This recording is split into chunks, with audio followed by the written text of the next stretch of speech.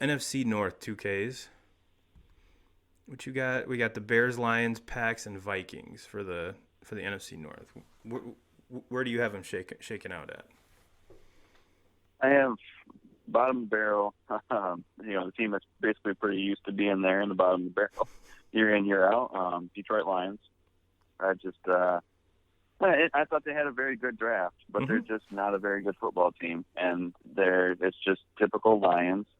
I think I went back and talked about how much I really liked Brian Flores in Miami, and coming from Bill Belichick's staff. Well, then you have Matt Patricia coming from Belichick, also the head coach of the Lions. I'm just not a Patricia fan. I'm not a Patricia fan. I think he's the total opposite of Brian Flores. That's when I see Flores, it's just he always looks like it's business with him. He doesn't get caught up in the moment. He's the same thing all the time. And then when I see Patricia, he just looks like a fucking dork. He looks homeless. Yeah. He just does not look professional at all, and he looks like a fucking dork. Yeah. And so, but that's perfect. That's perfect for Detroit because for how many goddamn years has there been a fucking dork down there, operating it? So, they're bottom of the barrel. They suck. They're going to remain shitty. I feel bad for Matthew Stafford. I really do. I feel bad for Matthew Stafford. I think he's better than anybody around here gives him credit for. Most of the fucking dingbats around here blame him for them not being good, which is just a fucking joke. I just continue to feel bad for that guy. So, but I have them at 4. 3, I'm putting. This is a tough division. 3, I'm going with the Vikings. Ooh. I really think the Vikings are another team that are just kind of aging. I think it showed in the draft that they're trying to get young and they're trying to start over. I want to say that they had like 14 fucking draft picks. Mm-hmm. So obviously they're trying to get young again, but I think that it's a very aging. I think they're an aging team. I do not like the quarterback situation. I think he's just a decent quarterback. And that's all he's ever going to be. And so I'm chalking them up at 3. I got the Bears at 2. I honestly think that Nick Foles is gonna start more games at quarterback for the Bears this year than Trubisky. I'm gonna go out on a limb and say that. I 100% agree with Foles, that. And I just think that Bears defense, like, they're gonna show up to fucking play. I think last year that they kind of took a step back from the year prior. I mean, there's no way that you could keep up those numbers that they had. 2 years ago on defense. So they took a little step back, but that defense is going to be the best defense in this division. And then if you get a little bit of consistency out of a quarterback and get Trubisky the fuck out of there, I think that they'll end up finishing second. And then, although I ripped them last week because it was definitely the shittiest draft, the Green Bay Packers, I still have them finishing first. They're not, but they went 13-3 last year. I don't think they're going 13-3 this year. I still think they're going to, win enough games to to finish first in the North. But yeah, they're still a good football team. They got Aaron Rodgers running the show there. But I just don't think that they did anything. Why I went, AWOL last week talking about their draft was I just don't think they did anything to improve themselves and give them a shot at beating San Francisco. No, I 100% agree. We that's something we did talk about, kind of at great length last week. Is the main thing that they needed was a receiver. What was the main commodity in the draft? Receivers. You didn't get any. Not in the first round, not in the 7th round, not in any round in between.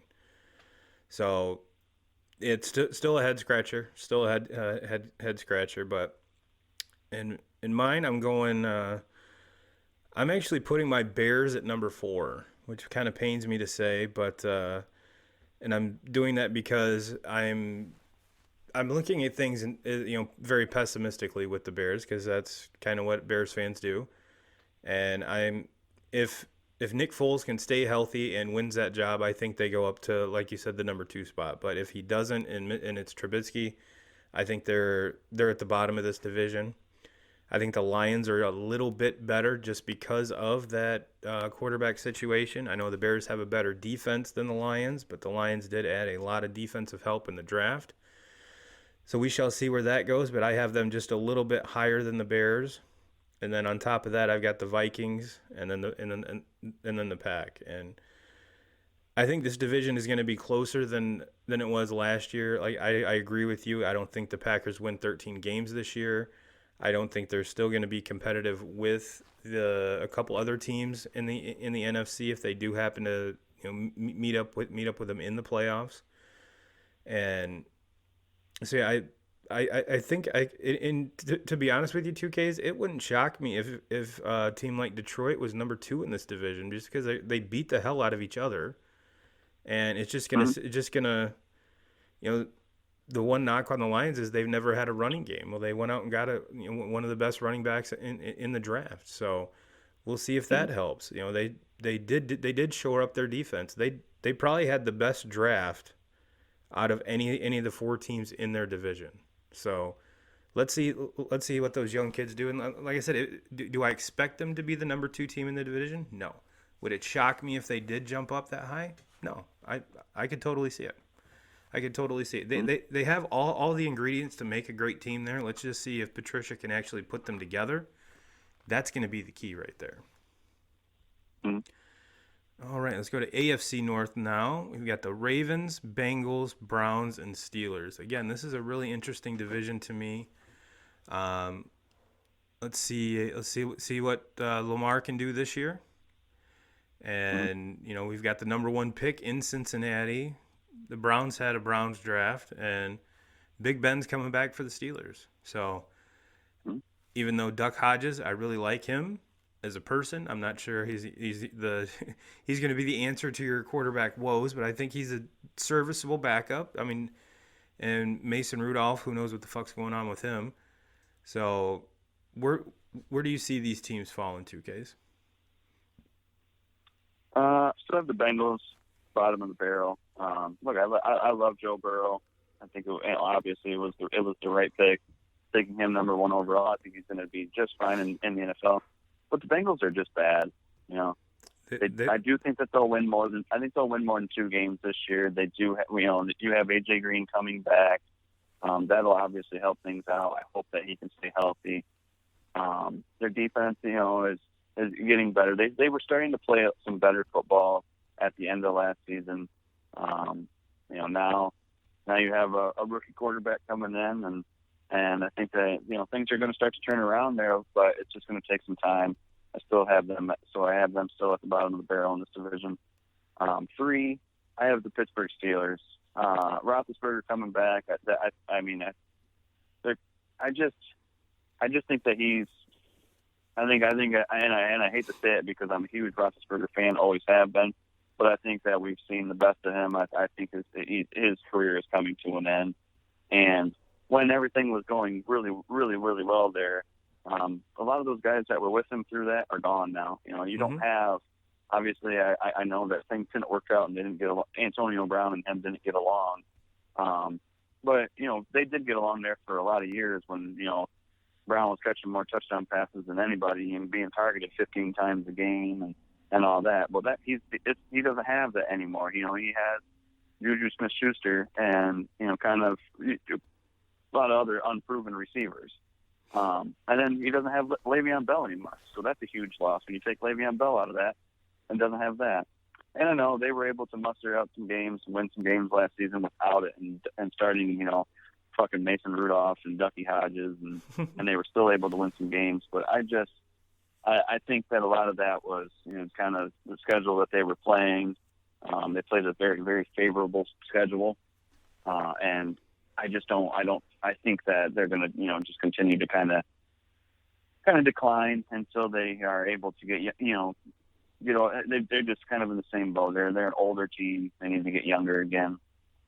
Number 2, I have Cleveland. I know I jumped on these fuckers last year and they made me look stupid, but I mean, you look at their offseason. Their offseason is just as good, if not better, than anybody else in the NFL. I mean, they added a tight end, and it just their offense keeps on improving as far as on paper. We'll see if Baker Mayfield can complete some more passes to his own guys instead of the other team this year. Yeah, that's a We'll huge see how key with that that goes. team. Yeah, for sure, for sure. Yeah, and Baker Mayfield just needs to fucking grow up. He's got to stop with all his shit and talking to the media and all this and stuff that he says, and just grow the fuck up and start winning some football games. Like, dude, you have your team is loaded with talent. You have to win more than 6 fucking games. Yes. And period. And if you don't do that, you're going to hear it from the media. Mm-hmm. You know, that's just the way it fucking goes. So he needs to grow the fuck up, and his teammates need to let him know that also. Yeah. And then obviously first place, I have the Baltimore Ravens. They're coming off a 14-win season. Have the MVP of the league on their team. They're going to be right there in the race again this year to potentially be a Super Bowl team. Now, have you heard the big news out of Baltimore? Oh, are you talking about fucking Earl? I wasn't going to go there, but I was more referring to Lamar Jackson's new nickname. Oh, I haven't heard about it. Yeah, everyone's calling him Lamb Jack. I think it's fucking stupid. But yeah, no, that is. the Earl Thomas story we'll save for another episode. Yeah, that shit was funny. Yeah, I love how he got on his Twitter and tried to get, or maybe it was Instagram, but he's trying to get ahead of the whole thing, and he made the comment he needs people to pray for him and his wife and all that, and shit happens, and I was just like, you can't just say shit happens when you get caught naked in a bed with your brother, brother and a couple other females. Like, you can't just shit happens is not the answer. Like, yeah, that was thought out. That shit just doesn't happen to fall in your lap. Maybe it did. Who knows? Maybe we're judging him a little too harshly. We weren't there, but I'm sure there'll be a leaked tape, a leaked video of it. Sure, I'm almost sure as shit. So keep an eye out for that 2K crew. But yeah, so my division, I've got the Bengals. Bengals at the bottom. However, I have them win. I'm with you. They win more than 2 games. Had a great draft, and just the getting past the Andy Dalton stage, I think is going to help this team a lot.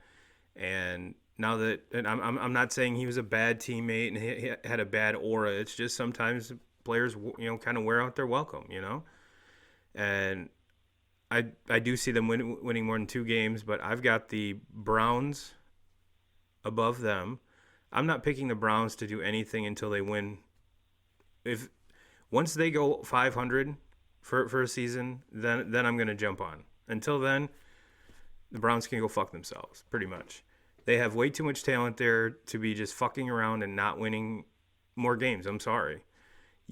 The Browns have to win, like I said, go at least 500 or better for me to jump on the bandwagon, to take them seriously and actually put them higher in this division. And then I've got a little bit more faith in Big Ben and Juju and some of the offensive weapons there in Pittsburgh. I think Pittsburgh's defense is back to, the very dominant Steelers defense that we've seen in the past.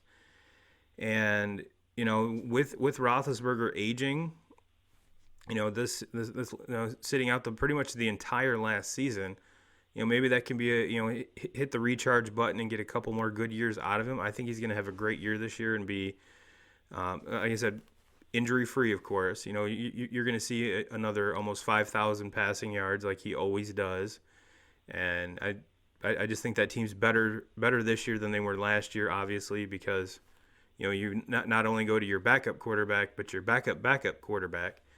So just having been there and his influence over the locker room, and he's been there, done that.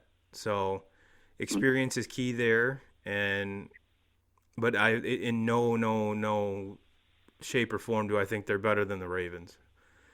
The Ravens are probably the best team in the AFC, or them and the Chiefs are probably the two best teams in the AFC. I'm sure both of us are going to have them going deep into the playoffs, and watching that game might be the best game out of the whole playoffs because Baltimore is one of the most complete teams. Like you said, they have the reigning MVP, Lamb Jack, with the stupidest nickname, maybe one of the stupidest nicknames in football. But they added more weapons on offense to an offense that was extremely potent. The one thing that they did miss where the Chiefs would is the Chiefs could hit you with a pass and score an 80-yard touchdown in 20 seconds, where Lamar's not that type of passer. It's more of a run game. They upgraded their run game, believe it or not. Even it's going to make him even scarier. And Baltimore's defense is Baltimore's defense. So they're still the class of that division, and like I said, they're biting for the class of the AFC in my opinion. In my opinion. So I think so far 2Ks we've had the same champion of each division so far. Mm-hmm. So let's jump to the NFC South. This is where this one could get crazy. This one could get crazy. We got the Falcons, Panthers, kind of tough. Saints, and the Tom Brady ears. Tampa Bay Buccaneers or Tampa Bay. I've seen that too. Tampa Brady. So yeah, I'm surprised that his face is not actually the where the skull and crossbones is. I'm surprised it's not TB12's face on the logo. So, where do you got everyone landing in the South? Their 2Ks. This one's tough for me. I have the Falcons finishing fourth. It just I can't figure the Falcons out, man. Every year I feel like they should be better than what they are. They are probably one. You still have them and the Browns are probably they're two of the most underwhelming teams and they're stacked with talent. I don't get it. I don't get it at all. mean, you look back to the Falcons and the Super Bowl against the Patriots, and obviously you know what happens. The Patriots come back, and you know the Falcons blow that. You know the what were they? They were ahead by like 24, I think, or something like that. 28-3 or some shit. That's the magical number right there. And they, end up blowing the game, and it just seems like ever since that second half began of that game that they just have not been able to get things back up and going. And I have them finishing last on this, which is so hard because you think they have Matt Ryan and they have Julio Jones and so many proven players. How the fuck can this team finish last in their division? But I can't do anything better for them. I mean, every single season it seems like I think they're going to be better than what they are, and they're always bottom of the barrel team. That last year they finished with 7 wins, which is a complete joke. Mm-hmm. So I have them finishing last again, and then third I have the Panthers. The Panthers, they only had 5 wins last year, but I like Teddy Bridgewater being there. I think that they're going to win some more football games with, having a consistent quarterback back there. And I think Bridgewater gives them that. It was time. It was time for them to move on from Cam Newton. I know there was a lot of health issues with Newton, but at the same time, I just don't think that he was very good anymore. I think that the injuries had kind of played the toll. And I don't think a lot of people around the NFL believe that he's very good anymore because nobody's calling, trying to sign him. So I think it was time to get away from him and move on. I think Bridgewater is going to be a very good asset for them. But they're finishing third. Number 2, I have the Buccaneers. Man, I wanted to go number 1 with them because I want to jump on that Tom Brady bandwagon so fucking bad. But I just can't put them over Drew Brees and the Saints. So I have the Saints finishing first and Buccaneers at 2. Yeah, I kind of teased it right at the beginning of the show about we were going to talk about the upcoming schedule and the games we're looking forward to. Well, the NFL gave us probably the best week one matchup probably ever in the history of football, where the Bucks go down to the Saints week one, and you know Tom in a new system. The only person he's played with for any amount of time on that team is Gronk. Not saying that Gronk can't take over a game because I've seen it happen, but a new system, new coach, new team, new division. It's kind of a kick in Tom's dick when he has to go down to New Orleans or up to New Orleans, excuse me, and play in that crazy ass dome against Drew Brees, and not only Drew Brees, but that offense got better. And last Mm-hmm. year, the Saints' defense has probably been the best defense that Drew Brees has had the whole time he's been in New Orleans. So I disagree. I'm going to put Carolina down at the bottom. It kind of pains me to say that, but I'm with you with the Falcons. What is this team? Are they a pass team? Because you got two of the two awesome receivers. Granted, Hooper's gone now, which I think he was the one that kind of when that offense did get going, it went through him because everyone's Mm-hmm. doubling Julio. Calvin Ridley's there too. He started to pick up some. He started to gain momentum towards the end of the season. So it's not a lack of weapons there for Matt Ryan. And the defensive side, yes, that was probably where this team's biggest downfall was. Kind of shored up the defense a little bit. I don't think they're even going to come close to competing with New Orleans and Tampa. But I'm with you right there. Drew Brees and the Saints are the class of this division, and the hard first part of the Bucks schedule, I think might be their Achilles heel for this entire season. Now, for seasons to come, once Tom learns the offense and gets everything going and kind of makes a home down there, it's going to be business as usual for TB12 and the TB12ites, the other teammates. But I think the NFL didn't do them a whole lot of good when they put the schedule together, and I mean front loaded the Bucks schedule to where they're playing some doozies right out the gate. So I think, but on the other hand, if Tom and the boys get through that first part of the schedule, the rest of the schedule is pretty wide open. So could be it's going to be a big test for them. I don't think they'll be able to, you know, seeing Tampa go 0-2 would not shock me. Just because I can't remember. I'm rambling because I'm trying to remember who they play week 2, but doesn't really matter. But if Tampa doesn't keep an eye on that and doesn't get off to a good start, could be very detrimental to them as the season goes on. But yeah, I've got New Orleans, Tampa, and then I flip flopped Atlanta and Carolina on you. Well, the AFC South, sir, we've got the Texans, the Colts, the Jags, and the Titans. Lots of movement here.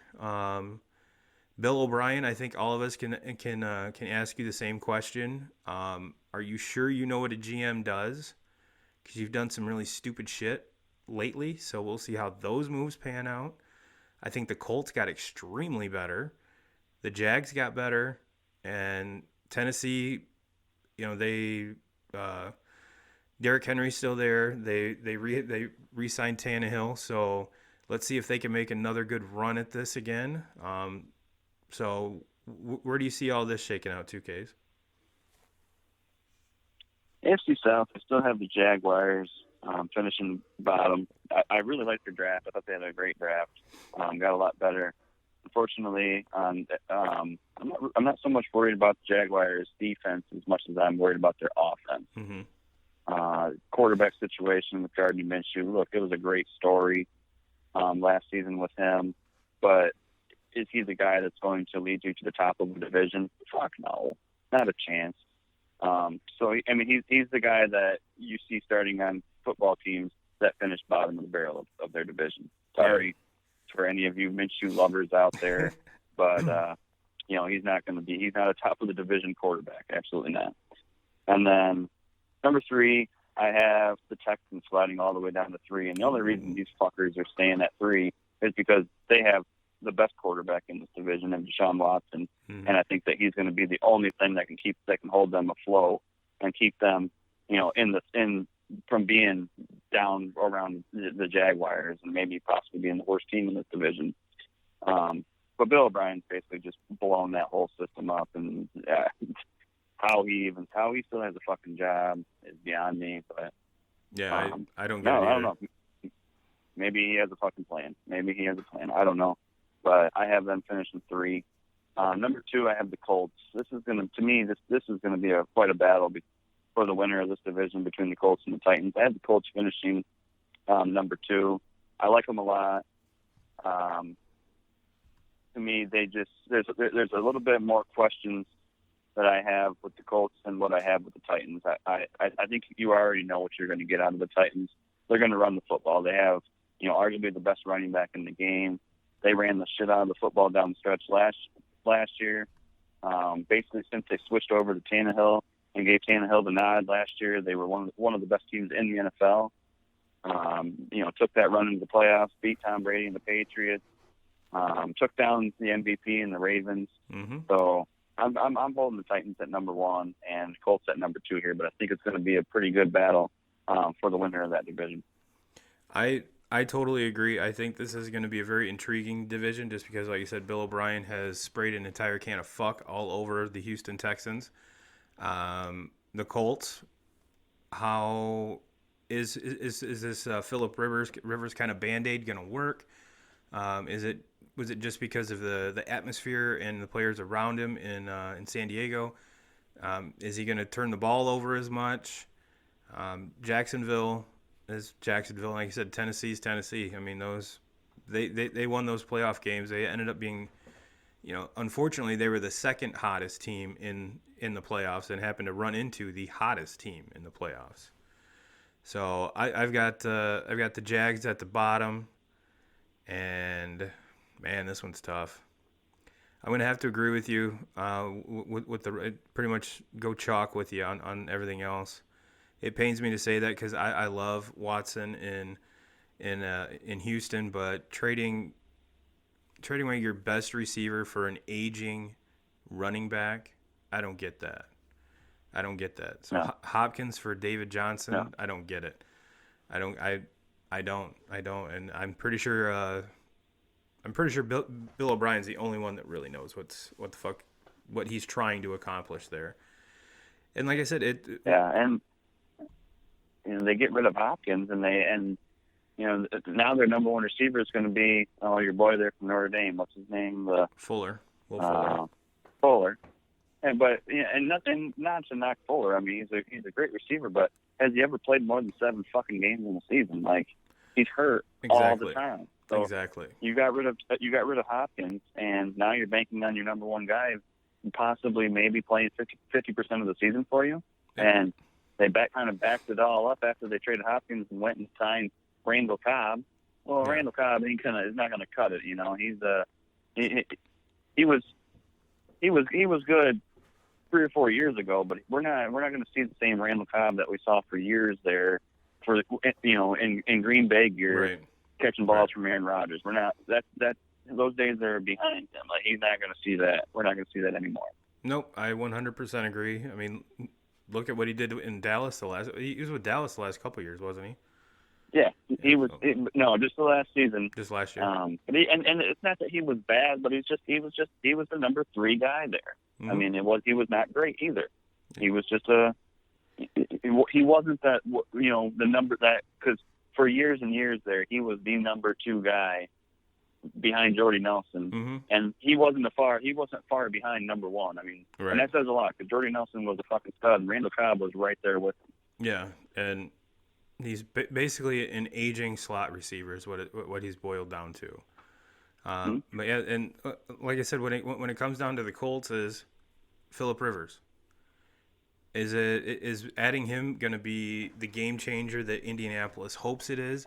Is he going to stay healthy? Is he going to turn the ball over? There's question marks there. I agree with the signing. I'm very happy with the signing, and if everything rolls out the way it's supposed to, yes, this team will finish second behind the Titans because I think the Titans are just that much better. And but this division is going to be closer than a lot of the other ones, simply because those top three teams, like I said, it wouldn't shock me if Houston won the division. It wouldn't shock me if Indy won it. It and of course it definitely wouldn't shock me if Tennessee won it. However, I think Tennessee is the best all around team, and I mean they have the momentum. They have the confidence and momentum from the playoffs last year to kick the season off and get just kind of continue that on. So NFC West, this one this one's going to be a dogfight. This one's going to be a dogfight. Mm-hmm. We got the Cardinals, Rams, Niners, and Seahawks. Top to bottom, probably the best division, I think, which is weird to say because it's been a long time since the AFC West has been this competitive top to bottom. Mm-hmm. Mm-hmm. Where do you got things panning out here? It's probably going to shock some people, but number 4, I have the Rams. And you look back a couple years ago to them being in the Super Bowl game. They got there. They got to that. They went that far in that season because of Todd Gurley. They ran that entire offense through Todd Gurley, and then somehow playoffs come around and Todd Gurley's just not on the field. Yep. And they were saying at the time that it was not injury related. We all know that it had to have been injury related. Either it was injury related or Gurley.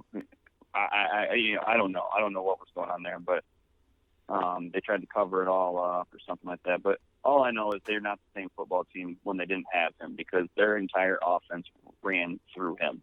Yep. And without him, or a half-assed version of him last season, they were a 9-win team. They were just very, very mediocre last year. And I have them. So obviously he's gone now. He's not there. But I have the Rams finishing bottom of the barrel now because they don't have him, and because I believe that Jared Goff is the worst quarterback in this division. Yeah, and it's not to say Goff is a horrible quarterback, but you got to look at the other quarterbacks in this division, and I totally agree with you. Yes. Yeah. I think he's the worst quarterback in the division, and I don't think that he is. I don't think he's a bad, but I think he's kind of like what I said about Gardner Minshew. That's kind of what I feel about, Jared Goff, unless Jared Goff has a fucking stud for a running back like he did with Todd Gurley. So until they drafted Akers from Florida State in the draft, so maybe he's going to be the next guy there and prove me wrong. But I have for right now, I have them finishing bottom of the barrel. 3, I have the Cardinals. I like what the Cardinals are doing. Obviously a very, very young team. Kyler Murray was a pretty pleasant surprise. I was kind of hard on him last year when we were talking about the draft. I didn't think he would be as good as what he was. And it's not that he was throwing up, Patrick Mahomes numbers or anything by any means, but he was just consistent, and he didn't turn the ball over like you see a lot of rookies do. He was consistent. He took care of the football. So I think he's just going to continue to grow and get better. So I have them finishing up in 3rd. 2, I have Seattle. You have Russell Wilson. Russell Wilson's the best quarterback in this division, hands down. But I just don't think that Seattle can match up on paper as well with the 49ers. I mean, the 49ers are just good everywhere. They're solid at quarterback and Jimmy G. They're not great there, but they're solid.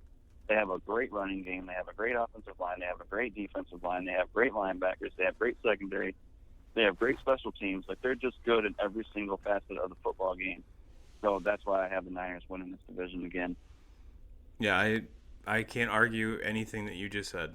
I mean, you hit the nail on the head with all of them. The Niners are going to be the class act in this division.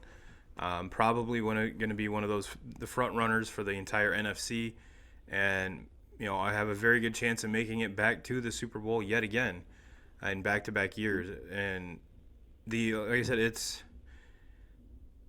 the Rams are the Rams. The Cardinals are up and coming. They're very young. We just talked about that with the Houston trade. They're the ones that got Hopkins, yeah, which I'm pretty sure Kyler Murray is walking around with a gigantic wide receiver boner. Because you not to take anything away from Larry Fitzgerald by any means. That man's a class act. He's a first ballot Hall of Famer. But comparable to DeAndre Hopkins right now, Hopkins is a way bigger beast than Larry Fitzgerald. And adding that to that offense is going to be a game changer for them. I don't think they're there yet to contend with the Niners and Seahawks, but they're narrowing that gap for sure. And yes, Kyler Murray was a great surprise last year. I think he's going to have a great sophomore campaign. And but yeah, I don't think the Cardinals are there yet, but they're trending in the right direction. So for all you Cardinals fans out there, it's going to be an exciting year for sure. And yeah, Seattle is going to be competitive in any division, in any league or anything, because of Russell Wilson. And then um, let's just see if can they keep a running back healthy all year? I'm pretty sure Pete Carroll and Russell Wilson would love that. You know what I mean? And Mhm. and yeah, the Niners are the Niners. They got better through the draft. They added some pieces that I think is that are they're going to be very crucial to seeing if they can get back to the Super Bowl again. And let's close it out with the AFC West 2Ks. We've got the Broncos, Chiefs, the Las Vegas Raiders, which is probably going to take some time to get used to saying, and the Los Angeles Chargers. So I'm pretty sure both of us have the Chiefs winning this division, correct? Correct. All right. Well, how do you have everything else panning out? I have the Chargers at the bottom here. Obviously, yeah, Philip Rivers leaving town. It's the Chargers. They're rebuilding. Yes. You get rid of the quarterback that you've had for I don't know how many fucking years, a long time, Mm-hmm. and you're moving on to. You drafted Herbert. You're probably not. From what I've heard now, especially with the coronavirus going on, the teams not being able to get together and do anything together. Everything's been done over Zoom. Probably the chances of Herbert being the starter come week one of the season are probably slim just because of the amount of time that he's going to have there, and they already have with Tyrod Taylor. Or what? Tyrod Taylor. There you go. They already have Tyrod there. Tyrod's a veteran, so he's been around the league for a while now. I would imagine that he's going to get the nod at the beginning of the season. But you see it every year with these teams that are not very good football teams. It's only going to be a matter of time, and these fans, everybody's going to want to see Herbert, get his opportunity, and eventually during the season, he'll take over the job as the guy there. But for now, I have them at the bottom. Number 3, I have the Raiders. This was kind of tricky for me picking 2 and 3. It was obvious that Chiefs were going to win this, but between the Broncos and the Raiders, I had a hard time making my choice here. The Raiders, I love what they've done with the draft. Obviously, they've had more damn picks in the draft. They can thank the Chicago Bears for that one. Yep. So I like what they've been doing there. I think they're very young. I think that they're up and coming, and going to be something special here sooner than later. Now, and I'm excited for them just because it kind of feels like a new beginning for them moving over to Las Vegas now. So I'm kind of curious to see how all that pans out. But I have them finishing 3. I have the Broncos 2. I've been really high on Drew Lock. I've talked about him quite a bit on this podcast. I really like him. I think that last year he showed in some games that he is the real deal, and he can be a very, very legit quarterback in this league. He just didn't have a whole lot of help as far as with weapons. No. And John Elway and the Broncos, they took care of that for him in this draft, which I absolutely love. And it kind of shows me that they have a lot of confidence in Drew Lock also because they spent those draft picks, their first 2 draft picks in the draft, on 2 wide receivers. So that tells me that they believe and they trust that they have their guy. Because if you're going to use your first 2 draft picks on weapons for your quarterback, then you've got to believe that they believe that they have the right guy there. So I have them finishing number 2, and then obviously Kansas City Chiefs. Yeah, Patrick Mahomes. I mean, you right now you have Patrick Mahomes, and with the weapons that he has, as far as receivers and Travis Kelsey as a tight end and running backs. They took the first running back in the draft this year, so they're just Mm-hmm. gonna they already had a very good running back room. Now their running back room got even better. Mm-hmm. So, I mean, you have Patrick Mahomes on your team, though, you can basically chalk yourself up in the playoffs every single year. At least for the next 10 years, probably, and half of those 10 years at least, he's probably going to be. You can probably chalk him up in the Super Bowl. Also, that's how good that kid is. Yeah. And yet again, I'm gonna have to agree with you. Go chalk on everything. Um, yeah, like you said, the Raiders or the Chargers, excuse me, are in rebuild mode. In rebuild mode. Uh, the Philip Rivers dynasty is over. Now it's Justin Herbert's time to shine. And like you said, if probably not going to start, I wouldn't assume that they would try to put him in before he's ready because, like I said, you're not going to really be playing for the playoffs this year, Charger fans. So wouldn't get too excited. The Raiders, they're making great strides in trying to close the gap between themselves and the Chiefs, but I don't think they're quite there yet because even though the Chiefs got so much better in the draft, and Denver's got the best defense out of all of these teams, and like you said, adding offensive weapons to Drew Lock's disposal. Let's see how he handles that. I'm sure he's pretty stoked. And yeah, again, Kansas City is going to be Kansas City, and yeah, Pat Mahomes is obviously one of the biggest rock stars in the NFL, and that's not going to change this year. He's only it seems like he's one of those athletes where you think you've hit his ceiling, and then he's like, no, wait, watch this, and he just takes things to a whole other level. So, and they're one of the most exciting teams to watch anyway. So, well, 2Ks we went through all the divisions. So, when explained, I'm going to give the breakdown to the 2K crew, basically how the new playoff format is going for the NFL. In the previous format, there was the 1 and 2 seeds got buys, and there was two wild card teams per division. So they've changed it to where the number 1 seed is the only one who gets the bye, and they've added a third wild card to each division. So being the number 1 seed just got even more important because you're the only one that gets the bye. And I'm pretty sure that if you look at, I want to say there was a stat with Tom Brady that he's never won a Super Bowl without having a bye in the playoffs. So keep that in mind. Keep that in mind. So 2K crew, we gave you our divisional winners.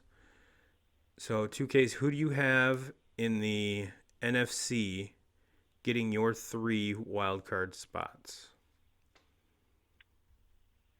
Whew. Oh man, definitely Tampa Bay. I'm a little bit higher on Tampa than I think you are. Obviously, you brought up a very good point at the beginning of their schedule. Is going to be very, very hard. But I think, having Tom Brady, I don't think it's really going to be any problem as far as, getting started off at the beginning of the season just because of the professional that he is. I don't think he'll have any trouble getting, starting at the beginning of the season, even though he is starting fresh with a whole new team. So I have them as one of them. I'm going to go Seattle Seahawks. That's my second. And I'm going to go, you know what, fuck it. I'm going to go Dallas Cowboys. No, never mind. They're winning the division. Never mind. Yeah, I was going to say, hold up. I'm going to go the same division. I'm going to go Philadelphia Eagles. Okay. Carson Wentz. I love Carson Wentz. Well, I'm going to agree with Tampa. I'm going to agree with Seattle.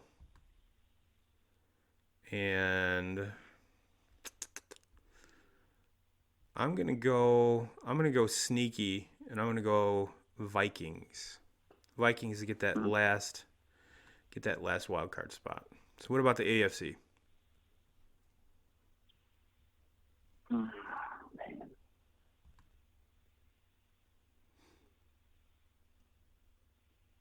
AFC. I'm going. I talked.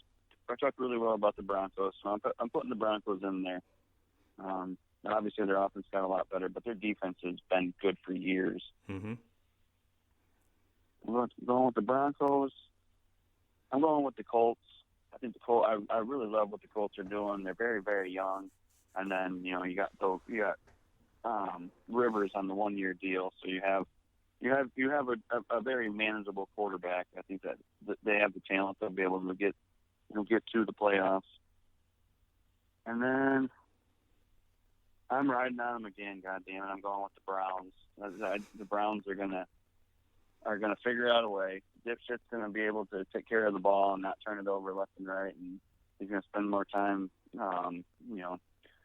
focusing on throwing touchdown passes instead of coming up with the next jab at somebody in the media. So, if you can't figure it out, I'm talking about Baker Mayfield. or his next mustache style, whichever. Whichever. Yeah, I'm riding that Broncos pick as well. I like that. I like them for one of the wild card spots. And I'm gonna echo your. No, let's go here. I'm gonna go with Steelers. Sneaky Steelers, getting into the second to last wild card spot, and no, let's put the Colts in before them, and the Steelers take the last spot. They'd be the number 8 spot. Mm-hmm. So, with all that being said, we're not going to go through and put these in a bracket like we should. Why? Because we're this is the Turbo and 2K show. We do shit our way, not the right way. So, give me your way too motherfucking early Super Bowl matchup 2Ks. And who wins? I'm going Niners and Ravens.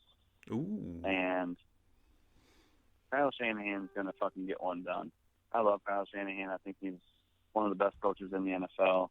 A lot of people have been knocking him, obviously, because of what happened when he was the offensive coordinator in Atlanta, and then obviously last season blowing the lead to Patrick Mahomes and the Kansas City Chiefs. But this is his year. He's getting it done. I said it last year going into the Super Bowl that this team wasn't going anywhere anytime soon. They're a very, very young football team. They're going to be relevant for at least the next 5 years, maybe even longer. So I think they're going to get back to it again, and I think that Shanahan's going to get his first Super Bowl. I have them beating the Ravens. I'm going to go Chiefs, Saints. Saints pull it off. Drew Brees walks away. Calling it right now. Put some motherfucking money on it. If you win, of course, give your boy some love.